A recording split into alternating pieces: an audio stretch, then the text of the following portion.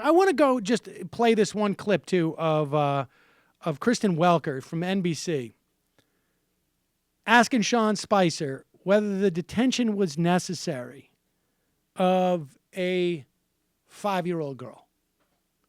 And remember here, right, the argument we hear to justify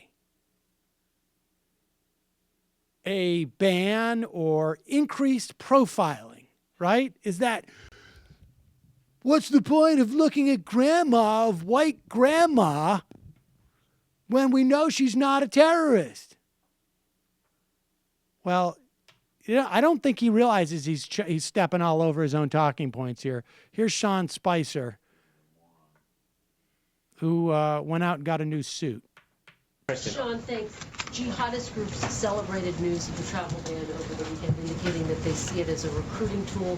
Former CIA and NSA Director Michael Hayden said that he believes this travel ban could make the U.S. less safe. So what do you say to those who argue this travel ban will make the country less safe? Okay, let's go back and look at what it is.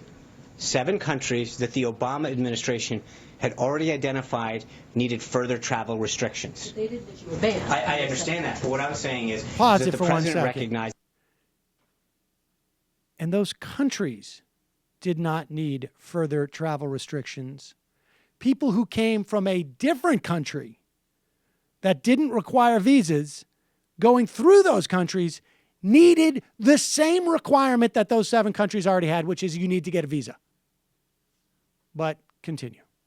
That the president recognizes that it is his duty and obligation to make sure that we keep this country safe, and that and by instituting a process by which we look at these countries over a 90-day period, and the process by which people can come in and out of this country to ensure the safety of each and every one of us, I think is something that makes a heck of a lot of sense. So I understand, and I think in a lot of cases, and I say this respectfully, that I think some people have not read what exactly the order says and are reading it through misguided media reports. I mean, that's when you actually read the report and understand the nexus of it and how it's working. And again, look at how it worked. When you talk about the 325,000 people, 109 were temporarily inconvenienced for the safety of us all. The 5-year-old from Iran for 5 hours. And they were processed through, Kristen. That's the process. I get the point is that you can go through and nitpick and say, okay, well, this individual is, but that's why we slow it down a little, and to make sure that if they are a 5-year-old, that maybe they're with their parents and they don't pose a threat.